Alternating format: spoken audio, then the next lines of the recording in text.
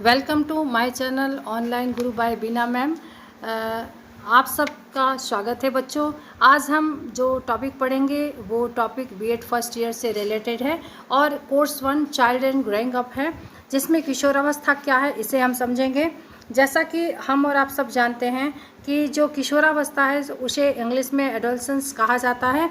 अगर हम इसे डेफिनेशन में बांधें तो स्टेन ले हॉल के अनुसार किशोरावस्था बड़े संघर्ष, तूफान व विरोध की अवस्था है।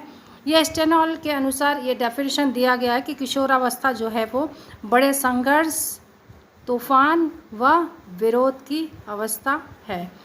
इसके आगे अगर हम बात करें विंग व हंट के अनुसार, तो किशोरावस्था के समुचित अर्थ को प्रकट करने वाला एक शब्द है परिवर्तन।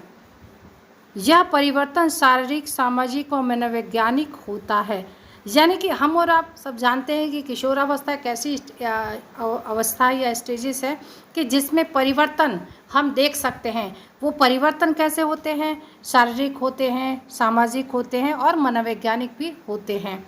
तो ये हमारा डेफिनेशन था। अब हम इससे आगे ये देखते हैं कि जो किशोरावस्था है उसे हम तीव्र परिवर्तनों की अवस्था भी कह सकते हैं, और इसके साथ साथ जो वयसंधि अवस्था से प्रारंभ होकर प्रौढ़ावस्था की प्रारंभिक अवस्था तक रहती है, यानी वयसंधि।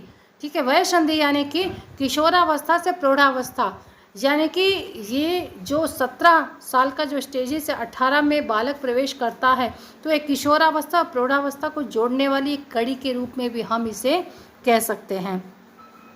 अब यहाँ पर हम ये देखेंगे कि किशोरावस्था को दो अवस्थाओं में कुछ विद्वानों ने बांटा है। दो अवस्थाओं में पहली अवस्था है पूर्व किशोरावस्था, अर्ली एडोलसेंस, और दूसरी अवस्था है उत्तर किशोरावस्था, लेट एडोलसेंस। यहाँ पर अगर हम बात करें पूर्व किशोरावस्था की, तो ये जो अवस्था है यह अवस्था 13 से 16 वर्ष तक की अवस्था है, और 13 वर्ष से प्रारंभ होकर 16 या 17 वर्ष तक चलती है।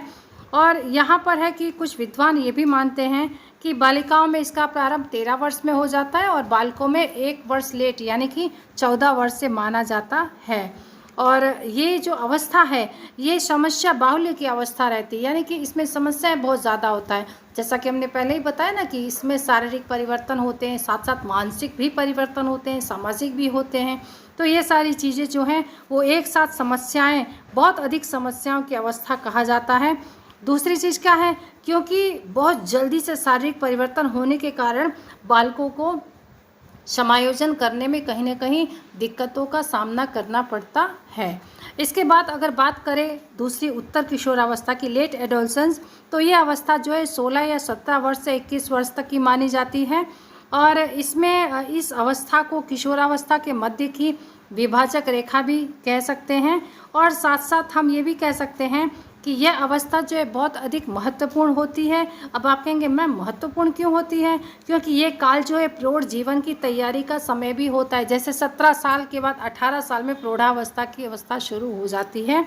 तो इस अवस्था में जिस प्रकार के जो प्रतिमान होते हैं, रुचि होती है, अभिवृत्ति होती है, ये सारी चीज़ जो है वो निर्धारित कर लिए जाते हैं और वे ही प्रौढ़ जीवन का जो है वो आधार बनते हैं। तो इस प्रकार बच्चों आज हमने देखा कि किशोरावस्था क्या है, किशोरावस्था की परिभाषा क्या है, और किशोरावस्था की अवस्थाएं, जो दो अवस्थाएं उन्हें हमने समझा। अब नेक्स्ट वीडियो में हम देखेंगे कि किशोरावस्था को की समस्याएं कौन कौन सी हैं, ऐसे हम समझेंगे। तो आज के लिए बस इतना ही। थैंक यू बच्चों।